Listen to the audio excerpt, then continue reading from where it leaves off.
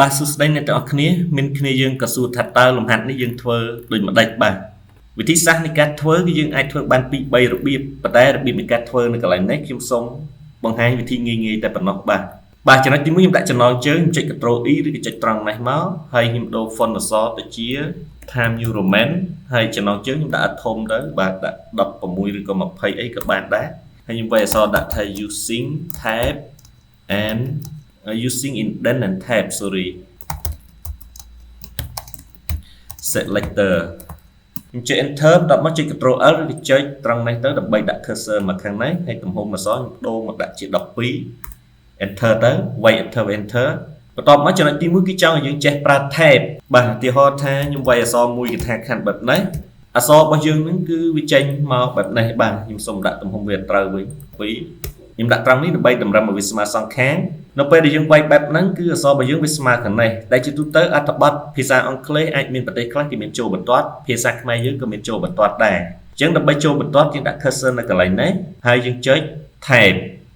ហើយយើងវាយអក្សរអញ្ចឹងទៅករណីមានអក្សរហើយយើងធ្វើអញ្ចឹងករណីអត់មានអក្សរគឺយើងធ្វើដូចគ្នានឹងដែរបាទចុច tab ម្ដងហើយយើងវាយអក្សរអញ្ចឹងទៅបាទអូខេហើយចំណុចបន្ទាប់មកទៀតគឺគេចង់ឲ្យយើងចេះតម្រឹមអក្សរដោយប្រើប្រាស់ tab នឹងដូចគ្នាឧទាហរណ៍ថាគេវាយដាក់ថា name បន្ទាប់មកចុច tab ម្ដង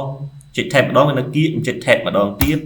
sorry ខ្ញុំចុច2នៅកំមុខបាទចុច tab ម្ដងចុច tab ម្ដងទៀតចុច2ដក clear មកបាទ name a អញ្ចឹងទៅ enter ហើយវាយដាក់ថា set page ចុច tab ម្ដង tab 2ដងមកនៅពេលយើងចុច tab 2ដងវាមកស្មើនេះបាទយើងចុច2ដក clear មកបាទ mail អញ្ចឹងទៅ enter បន្ទាប់មក DOB ថ្ងៃខែឆ្នាំកំណើតបាទ tab ម្ដង tab 2ដងយើងទៅចាំចំនួន tab របស់យើងចុច tab ប្រមាណដងគឺវា load មកដល់ហ្នឹងបាទចំណាំកន្លែងហ្នឹងទៅបាទចុច2ដក clear មកហើយយើងវាយទៅបាទបន្ទាប់មកទៀតគឺចង់ឲ្យយើងចេះប្រើប្រាស់នៅ tab selector នឹងឆ្វេងនេះជា default របស់វាគឺរូបរាងបែបហ្នឹងគឺវាចេញជាដូចអក្សរ L អញ្ចឹងបាទអាហ្នឹងគឺ tab គេហៅថា tab selector left វាសម្រាប់តម្រឹមអក្សរស្មើខាងឆ្វេងដើម្បីប្រើប្រាស់វាគឺយើងចុចទៅលើបន្ទាត់នេះមកចុចត្រង់កន្លែងណាក៏បានដែរឧទាហរណ៍ចុចចំលេខ5កន្លះចេះបាទបន្ទាប់មក cursor របស់យើងនៅនេះដើម្បីវាមកដល់ទីតាំងដែលយើងកំណត់ tab stop ហ្នឹងយើងចុច tab លើ keyboard ម្ដងមកគឺវា load មកដល់ហើយយើងវាយអក្សរទៅបាទយើងវាយអក្សរអញ្ចឹងទៅ enter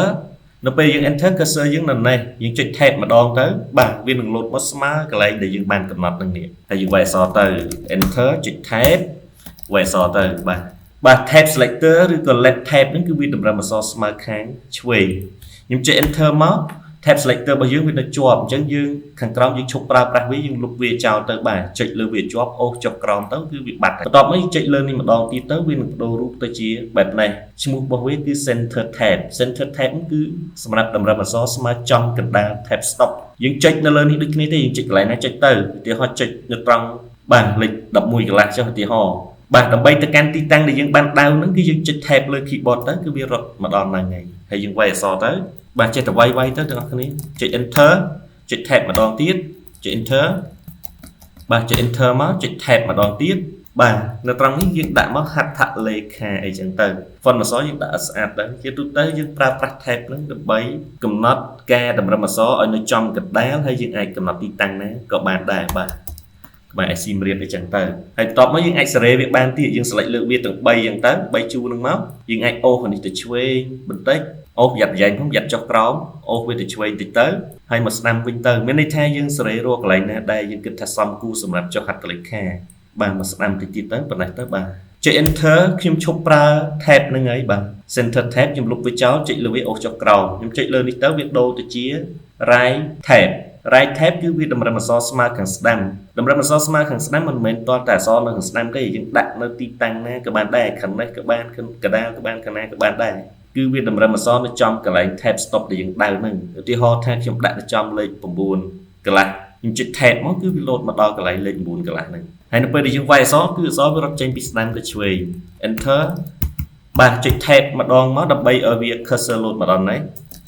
វាយអក្សរឲ្យ enter ទៅចុច tab បាទវាយអក្សរទៅអក្សររបស់យើងគឺវាតម្រឹមស្មើខាងស្ដាំនៅត្រង់ tab stop របស់យើងនឹងខាងឆ្វេងវាអត់ខ្វល់ទេចុច enter ទៅខ្ញុំឈប់ប្រើវាខ្ញុំលុបវាចោលបាទហើយចុចលើវាម្ដងទៀតមកនៅត្រង់នេះគឺវាបដូរទៅជា decimal tab សម្រាប់តម្រឹម លេខជាទូសភាឧទាហរណ៍ខ្ញុំកំណត់ទីតាំងត្រង់លេខ11កន្លះខ្ញុំចុច tab ម្ដងទៅគឺវាលោតមកដល់ហ្នឹងបាទចំនួនទូសភាគឺជាលេខដែលមានក្បៀសអានឹងសម្រាប់ភាសាខ្មែរភាសាអង់គ្លេសគឺគេប្រើសញ្ញាចុចភាសាខ្មែរយើងប្រើលេខតាមបារាំងអញ្ចឹងយើងក្បៀសតែនៅក្នុងនេះគឺយើងប្រើប្រាស់ keyboard របស់ United States ឬក៏ United Kingdom អញ្ចឹងលេខគឺចំនួនទូសភាកំណត់ដោយសញ្ញាចុចឧទាហរណ៍ខ្ញុំវាយលេខ 1.0 ខ្ញុំ enter ខ្ញុំបាញ់ tab មួយមកចុច tab ខ្ញុំវាយលេខ 100.55